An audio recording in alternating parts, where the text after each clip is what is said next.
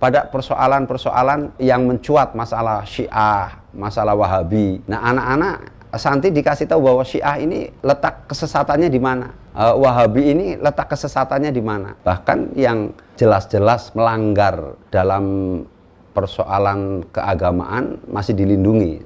Contohnya Ahmadiyah lah ya. Dalam hal ini kan sampai hari ini masih mendapat perlindungan. Nah, latar belakang FPI itu berdiri kan adanya ketidakadilan, kemaksiatan yang merajalela. Kemudian indikasi kuat bahwa ada kolaborasi antara penjahat dan pejabat terhadap kemaksiatan ini. Nah, kalau kita itu umat Islam, tokoh tidak bersatu untuk membentuk satu wadah, untuk mengubah, melawan mereka kan sulit. Kan al-haqqu bila nizam yahlibul batil binizam. Jadi kebenaran yang tanpa dimanage secara rapi akan terkalahkan dengan kemaksiatan yang dimanage secara rapi. Disinilah sebetulnya FPI itu hanya mengisi kekosongan. Jadi untuk urusan pesantren, bidang dakwah itu NU. Untuk masalah pendidikan, rumah sakit itu di Muhammadiyah. Tapi pada posisi hisbah, amar ma'ruf nahi mungkar, ini kekosongan. Nah, di sini FPI mengisi. Cuma ada hal yang di luar perhitungan dari media, perhitungan dari tokoh-tokoh politik. FPI itu begitu lahir langsung lonjakannya tinggi betul, mendunia kan begitu. Nah, disinilah yang kemudian mungkin timbul kecemburuan. Kok di luar negeri yang lebih terkenal FPI yang baru lahir. Sebetulnya kalau kita mengacunya kepada nilai akidah, lah kalau Allah yang mau ngangkat, siapa yang akan menjatuhkan kan itu. Toh niat kita itu memang pada posisi hisbah, amar ma'ruf nahi mungkar. Resikonya memang lebih besar dibandingkan dakwah. Makanya dari awal-awal FPI berdiri, tokoh-tokohnya dikriminalisasi, masuk penjara. Cikal bakal kelahiran FPI di penghujung masa Orde Baru membuat FPI menjadi sorotan, bukan hanya di mata media nasional ataupun internasional, tapi juga menjadi kecemburuan di kalangan sesama ormas Islam di Indonesia. Jadi saya masih ingat betul ketika almarhum almarfurlah Kiai Haji Hashim, ya, jadi ketika beberapa kali ketemu, Kiai Hashim Muzadi ini mengatakan sama kita, bahkan nggak sekali dua kali, termasuk ketika pertemuan bersama Habib Rizik. Habib, sebetulnya yang membuat, katakanlah di NU, kata beliau, itu merasa ada kecemburuan terhadap FPI, itu di setiap pertemuan tingkat tinggi internasional itu lebih banyak ditanya. Inilah yang Kiai Hashim Muzadi menilai, melihat ini ada kecemburuan terhadap FPI yang baru lahir kemudian ini. Bahkan kalau kami dari FPI nggak pernah merasa bermusuhan dengan NU, nggak pernah merasa bermusuhan dengan Muhammadiyah. Kami katakan bahwa NU itu orang tua kami, Muhammadiyah itu saudara kami.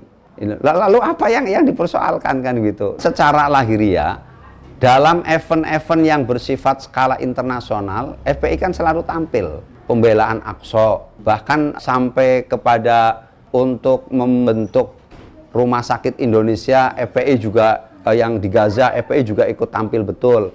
Nah, bahkan awal-awal ketika Amerika dengan arogansinya begitu kuat menekan negara Arab itu, negara-negara Islam, Habib Rizik menyatakan di media internasional dengan berbahasa Arabnya, beliau menyatakan kami akan lawan Amerika. Nah, ini mereka melihat. Usir Amerika dari Indonesia. Kita nggak butuh bergantung kepada mereka. Kita bisa kaya kalau olah kekayaan kita. Kenapa kita harus mempertuhan Amerika? Dikit-dikit Amerika. Kalau dari sisi di Indonesia, setiap ada bencana di seluruh wilayah Indonesia, baik kebakaran, tsunami, gempa, longsor, dan lain sebagainya, itu FPI selalu tampil. Hanya itu kita menang di medsos. Kalau di media TV-TV itu kan dia alergi kan memberitakan yang begitu-begitu. Karena harga jualnya rendah bagi mereka. Tapi coba kalau misalkan FPI lagi sweeping tempat perjudian, banting botol minuman keras, wow, itu diberitakan bisa 7 kali sehari itu. Karena rating mereka naik, harga jualnya tinggi. Jadi kalau ada aksi FPI yang damai, mereka nggak tertarik, gitu. Berarti kan nggak adil kan pemberitaannya, begitu. Pemberitaan media yang tidak adil itu merugikan FPI. Tapi FPI punya prinsip, kita itu berjuang tidak mencari sanjungan, tidak mencari pujian, bahkan tidak mengharapkan untuk peliputan.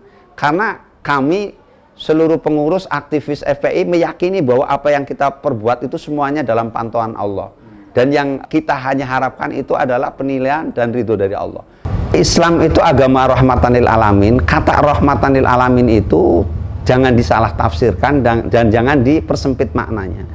Jadi kalau ada kemaksiatan ditolerir kemudian dibiarkan, itu bukan rahmatan lil alamin. Jadi kita tegas terhadap kemaksiatan, kita itu tidak rela dengan adanya ketidakadilan, itu rahmatan lil alamin.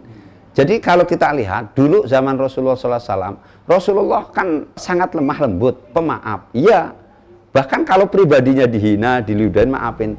Tapi kalau Islamnya dihina, ajarannya dihina, umatnya dihina, Rasulullah marah. Jadi justru memberhentikan, kita menutup tempat-tempat maksiat, itu bagian dari rahmatin lil alamin. Sebab apa? Kalau maksiat itu kemudian dibiarkan di mana-mana, Allah murka. Nah, yang kena imbasnya kan bukan cuma yang maksiat aja. Yang nggak maksiat kena. Kalau Allah sudah kirimkan banjir, emang banjir yang kena yang maksiat aja. Semua. Sebetulnya terjadinya kriminalisasi terhadap aktivis ulama. Yang pertama karena ketidaktahuan mereka terhadap Islam. Yang kedua karena ketakutan. Terutama setelah peristiwa aksi 212. Begitu kekuatan umat Islam ternyata itu mampu menggoyahkan dunia.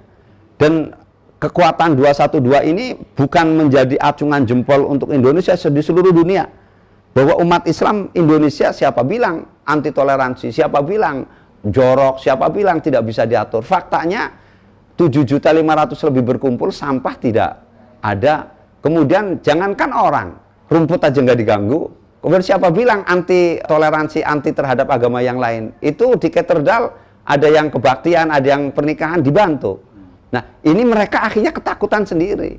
Jadi rezim ini semakin panik, semakin takut dengan diperlihatkannya oleh Allah bahwa umat Islam itu baik, bersatu, dan umat Islam itu ternyata taat komando ulama.